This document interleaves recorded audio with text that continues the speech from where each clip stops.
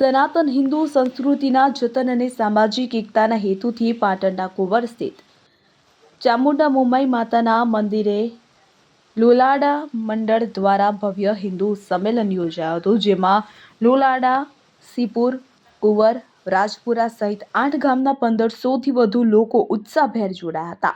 કાર્યક્રમની શરૂઆત ભવ્ય શોભાયાત્રાથી થઈ હતી. બાળકો દ્વારા દેવી દેવતાઓની વેશભૂષા અને બાળકીઓના ગરબા આકર્ષણનું કેન્દ્ર બન્યા હતા. આ પ્રસંગે સંત શ્રી વિવેકપુરી બાપુએ આશીર્વચન પાઠવ્યા હતા અને યુવા અગ્રણી શ્રી કિશોરભાઈ ઠક્કરે ઉદ્બોધન કર્યું હતું. માતૃશક્તિના પ્રતિનિધિ ડોક્ટર કોમલબેન ચાવડાએ કુટુંબ પ્રબોધન વિષય પર સંસ્કાર સિંચનનું માર્ગદર્શન આપ્યું હતું.